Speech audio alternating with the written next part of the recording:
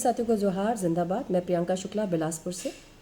साथियों, रायपुर में छत्तीसगढ़ में एक ब्लू वाटर खदान है जो नकटी गांव, आपने बीते दिनों नकटी गांव का नाम सुना होगा, बहुत ही चर्चा में रहा। और वो चर्चा किस बात की थी वो सभी जानते हैं कि गरीबों को किस तरीके से वहाँ परेशान किया गया, वहाँ से उनको निकाला गया, बहुत सारी चीज़ें वहाँ पे हुई। और ज़्यादा दिन नहीं बीता था, उसी से बगल लगा हुआ ये ब्लू वाटर खदान है। ब्लू वाटर खदान इसलिए बोली जा रही है क्योंकि अब वो खदान तो नहीं रह गई, खदान तो पूरी खोद दी गई, लेकिन खदान को खोदने के बाद जो पाटने का काम किया जाना था वो नहीं किया गया। कोई भी खदान खोदी जाती है, जब उसका माइनिंग हो जाता है तो नियम के अनुसार उसका एक फाइनल क्लोजर होता है और उस खदान को भरा जाता है, ये नियम होता है।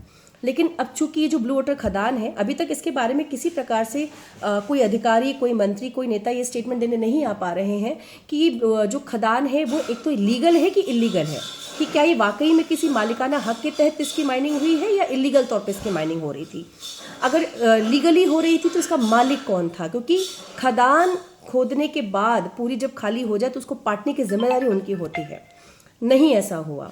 अब अगर मान लीजिए कि इस खदान का फाइनल क्लोजर हो चुका होगा तो ये जिम्मेदारी सीधे तौर पर मुख्यमंत्री विष्णुदेव साय की होगी, क्योंकि माइनिंग डिपार्टमेंट जो जितना मेरी जानकारी है कि सीधे तौर पर विष्णुदेव साय इसको देखते हैं।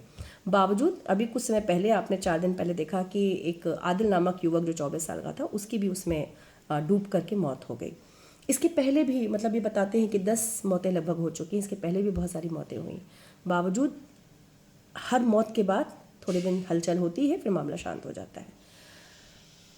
आदिल की जो बॉडी है उसको ढूंढने में भी 4 दिन लग गया और 4 दिन बाद जब बॉडी मिली तो अंतिम विदाई उसको दे दी गई। आज ये खबर निकल के आई। लेकिन क्या ये जो आदिल की बॉडी दी गई, बस बात यहाँ ख़त्म हो जाती है?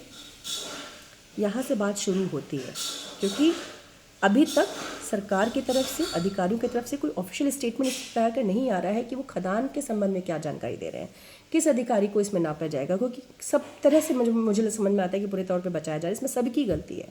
क्या अधिकारी, क्या मुख्यमंत्री, क्या वहाँ के विधायक, क्या वहाँ के नेता। ये भी बता दूँ कि ये किसकी विधानसभा में क्षेत्र में आता है, ये अनुज शर्मा जी की विधानसभा क्षेत्र में आता है। वही अनुज शर्मा जिनका कुछ समय पहले नकटी जो क्षेत्र है, नकटी गाँव है, वो भी उन्हीं की विधानसभा क्षेत्र में आता था। आदिल की मौत हो चुकी है, लेकिन क्या आदिल के साथ न्याय हो सकेगा? या फिर आदिल के पहले जो और लोगों की मौतें हुई हैं, युवाओं की मौतें, क्या उनके साथ न्याय हो सकेगा? और न्याय की परिभाषा क्या है? बहुत सारे सवाल हैं। ये माइनिंग सबसे पहला सवाल है, ये माइनिंग कौन कर रहा था, ये उसके वहाँ पर पर्याप्त इंतजाम क्यों नहीं किए गए, उसकी सुरक्षा के लिए क्या इंतजाम किए गए, क्या अगली और मौत का इंतजार किया जा रहा है? ये तमाम सवाल हैं। किसके ऊपर इसकी जिम्मेदारी ली जाने की बात कहेगी सरकार? कौन इसकी जिम्मेदारी लेगा? किसी को तो जिम्मेदारी लेनी पड़ेगी इसकी। ये बहुत ही गंभीर मुद्दा है, ब्लू वाटर खदान का मुद्दा। मैं फिर से कह रही हूँ, सरकार को इसमें आगे आकर के जवाब देना चाहिए, जिम्मेदारी लेनी चाहिए और कार्रवाई करनी चाहिए, ना कि बचाने की कोशिश करनी चाहिए उन लोगों को जिसके कारण ये सब चीज़ें हुई। तो बताए सरकार कि ये माइनिंग कौन कर रहा था, ये माइनिंग किसके नाम पे थी अलॉटेड, किसकी जिम्मेदारी है ये, और जिसकी भी जिम्मेदारी बनती है उसके खिलाफ कड़ी से कड़ी कार्रवाई हो। आदिल की मौत यूं ही ज़ाया नहीं होनी चाहिए। और आदिल के पहले भी, आदिल के साथ साथ उसके पहले भी जो मौतें हुई हैं उस पर भी ये जो ब्लू वाटर खदान के मौत का मामला है, उसमें और सारी मौतों के सवाल भी फिर से एक बार उजागर होकर सामने आ रहे हैं, तो इस पर भी सवाल है। Thank you.